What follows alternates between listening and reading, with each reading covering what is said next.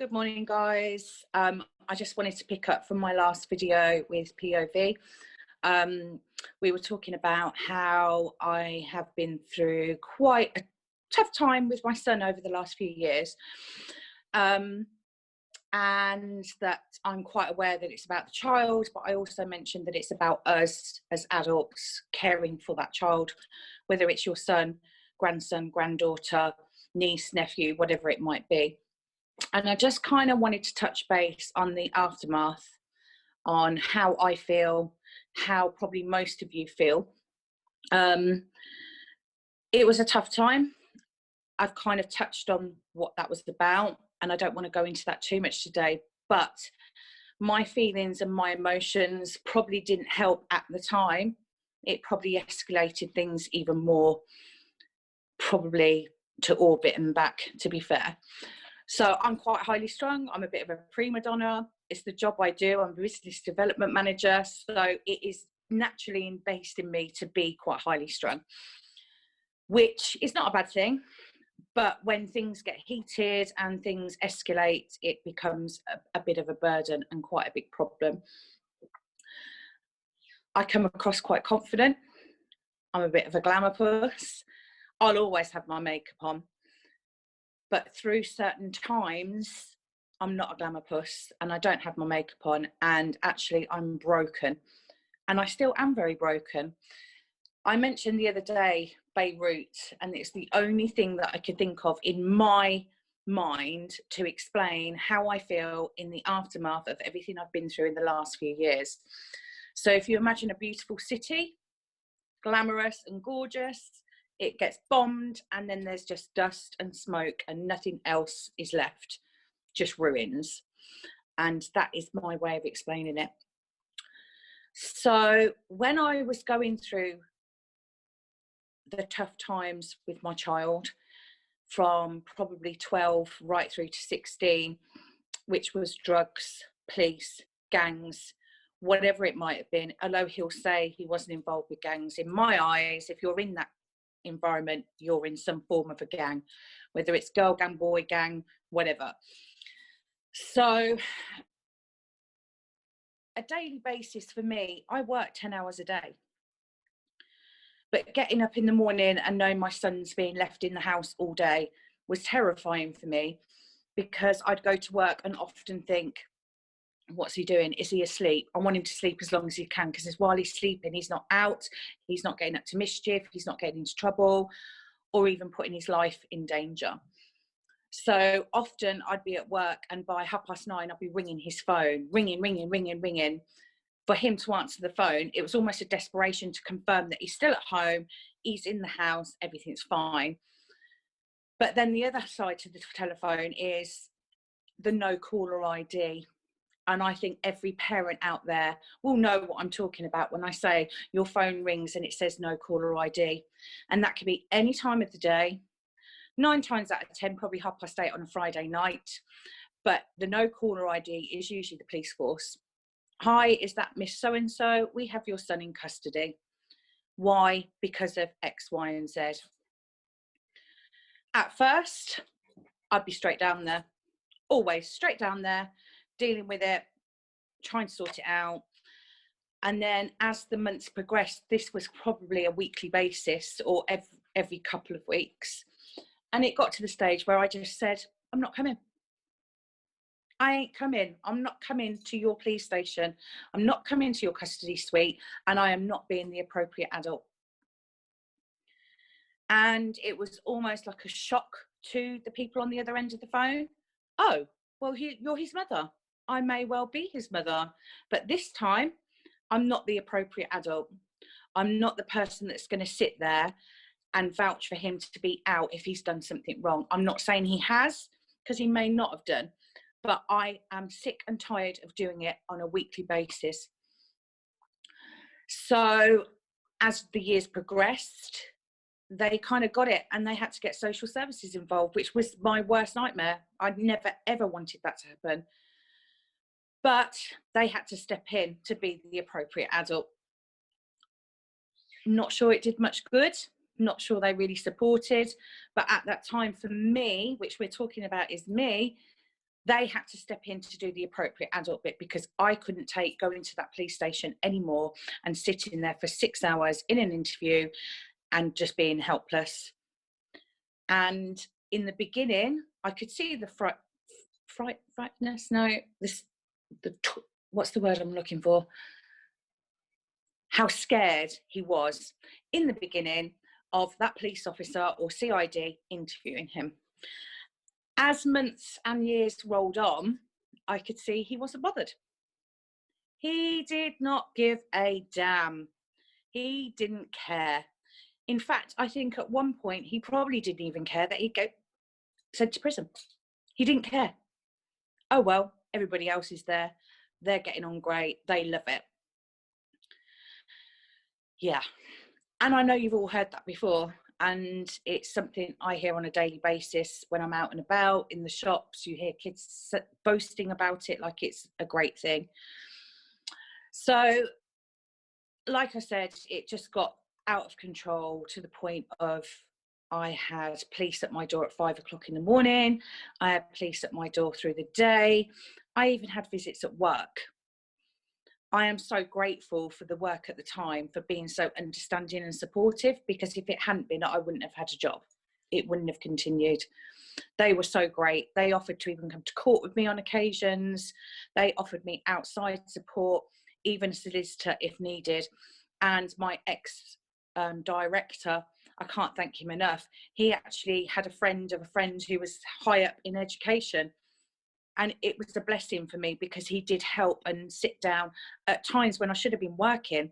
We'd have a coffee and he'd be like, let's do this, let's do that. And sometimes you have to let somebody step in for you. It doesn't have to be social services, it can just be a friend, but you have to be prepared to sit down and listen, which I really struggle with. I really find it hard to listen to what somebody's got to say when I'm so stressed and I'm in it and you're not.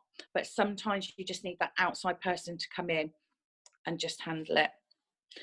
So then I'm digressing then to, it's all about him, but actually it's not. A lot of it is about us and how we deal with it and how we cope with it.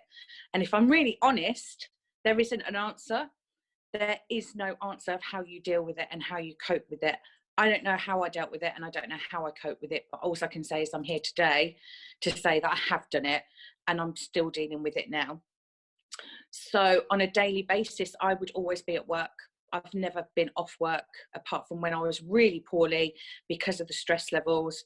And I think my blood pressure was 240 over 180 or something ridiculous. I collapsed at work and they said I was ready to have a stroke or a heart attack. That's how stressed I was. So I get when people say I'm so stressed out. So going to work or doing your daily stuff is a must. It's hard, but it's a must. You can't just stop, because if you just stop, everything else is going to stop with it. So in my situation, I'm a single mum, I have a mortgage, I have bills to pay. So my priority before anything else, which might sound really careless and selfish, is we have to have a home to live in and we have to have food and I have to pay my bills, because if I don't do that, then nothing else is going to fall into place. Unfortunately, he had to come second because I had to prioritise, because now today I am sitting in my home with a full belly, but if I hadn't have done that, where would we be now? We wouldn't be in a home, we'd probably be in a hostel, or he'd be in prison and I'd be in a hostel, or would I be in a hostel? I might be street homeless. It could happen overnight. So the point I'm trying to make is that we have to focus on us and try and bring things back to us, as hard as it is. So if my friend said to me, come out for dinner, I'd be like, I was in the police station all night last night. I don't know if I can do that. I don't know if I can physically do it. But I used to make myself say, yeah, and go out, put a smile on and be happy and just have that release mechanism for a couple of hours with some friends, a social meal. But then I always knew I'd be coming home. And the times I've been out and had a phone call from the police to say he's been arrested. And that was another element to it, that it was like, it was quite scary. Do I go out for a meal and risk having the phone call through the night, or do I stay at home and just deal with it anyway? So I think, kind of without telling people what to do, for your own sanity and your own mental health, you have to try and stay on some kind of normality to your life. I'm not saying my life's normal, because it's far from it, but it's normal to me. So I just wanted to kind of put that out there.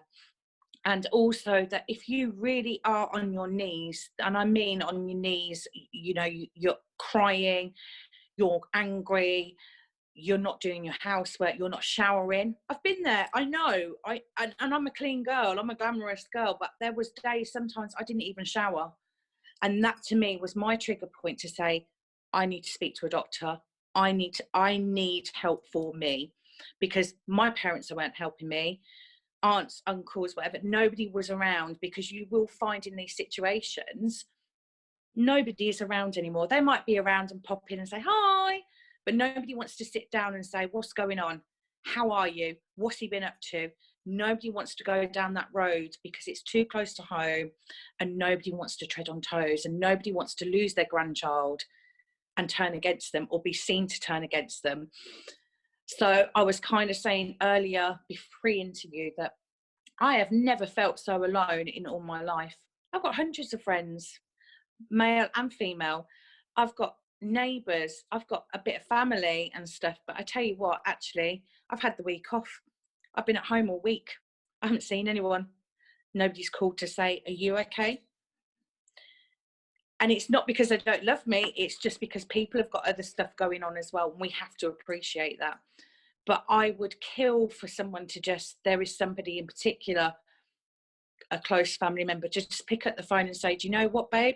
You've done so well. You've come through it, and we're so proud of you, but you don't get that call. And I know everyone pines for it. I certainly do. Almost like a pat on the back, because everybody likes a bit of appreciation.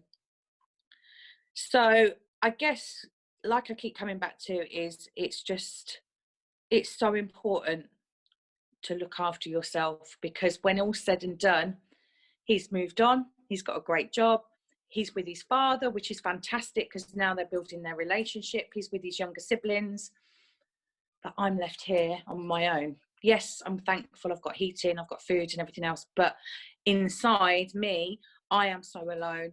I have friends and stuff, but I don't have somebody here to say, you okay? How are you? How was your day? What happened today? Why do you look like that? Why do you feel like that? I don't have that. It's a very lonely place to be. And it doesn't matter, actually, I don't think, if you have a partner or a husband living with you, because if you feel like that, nothing is going to change it, but it helps. So the point again is just to try and maintain what you have without neglecting anybody else in the process. But you do become this cactus, if you like. You do become this prickly cow bag that I think some of my friends just wanted to strangle, because my intolerance of things was like a snapfish. It just literally, somebody would only have to say a couple of words out of key, and I'll be like, and they'll be like, woo, what's wrong with her? And I know a lot of my friends have kind of moved away from me. They're still there, but they're not as involved or as close as perhaps they'd want to be, or I'd want them to be. So now I'm rebuilding. And I mentioned to Donna earlier that, you know, I've spoke to a couple of guys on dating sites. We're not going to go into dating sites, but, you know, just to the opportunity to have a chat with somebody or something. And they always say to me, what do you like doing? And then I just don't continue the conversation, because actually I don't know what I like doing. Oh, I like shopping and cooking. Yeah, how boring is that? I don't know. I don't have any hobbies anymore. I don't know what I like doing. I don't know what I want to be doing. And I certainly haven't found myself, me, in order to do that. So actually finding a lifetime partner or somebody else, I've now got to learn to love myself and understand what I like in order for somebody else to understand it.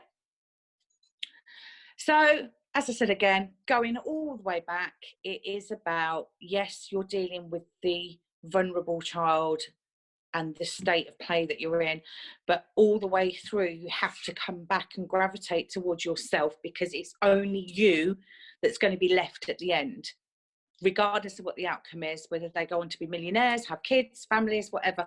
It is still you. And I guess it is the same for any mother or father. Once their child leaves home, even if they haven't had trauma, they meet someone, they get married and everything else, they've flown the nest. And I guess that, you know, I kind of connect to that. Oh, they've flown the nest, I'm on my own. But yeah, I'm kind of going through that, but with the trauma as well. So I just want to be sure that everybody out there gets it. And if you don't feel right on a day and it goes into a couple of days, you need to pick up the phone, whether it's your GP, a friend, whatever, and you need to say to them, I need help. I don't feel well. This is it for me. And hope and pray that somebody does sort of come to your rescue and does something about it, because don't leave it too late, because your mental health is probably the most precious thing you'll ever have.